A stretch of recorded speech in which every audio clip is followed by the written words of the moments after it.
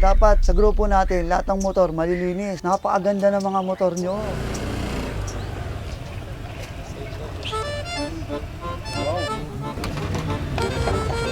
Boss, sa'yo ba yung motor na yan? Ay, opo, boss. Boss, pangit motor mo. Kina mo motor namin dito, linis oh, yan. Di ba? Walang sanang sumali. Di maganda, boss. Ganun ba? Sige.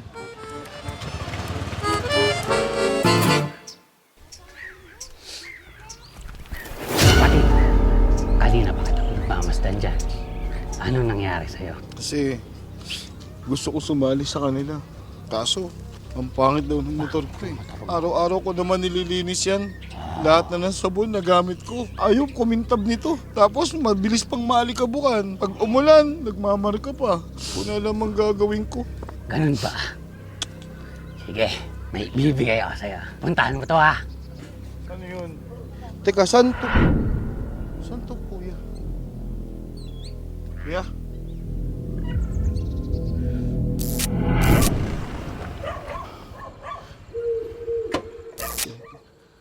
One, two, three, tatak. Ano yun? Baka dito.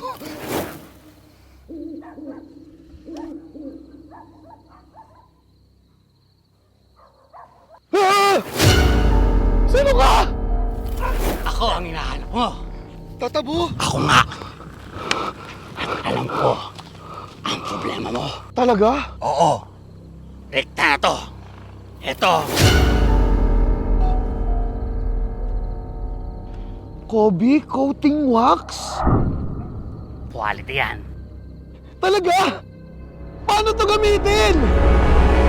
Ganito yan.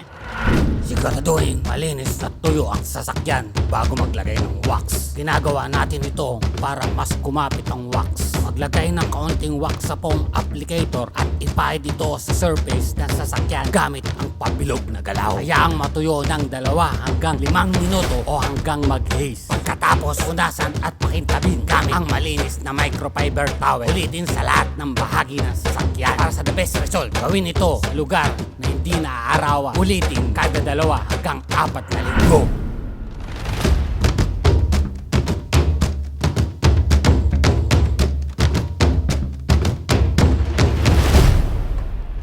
Pwede na ako sumali, boss. Pwede. Quality! Paano mo napaintab to?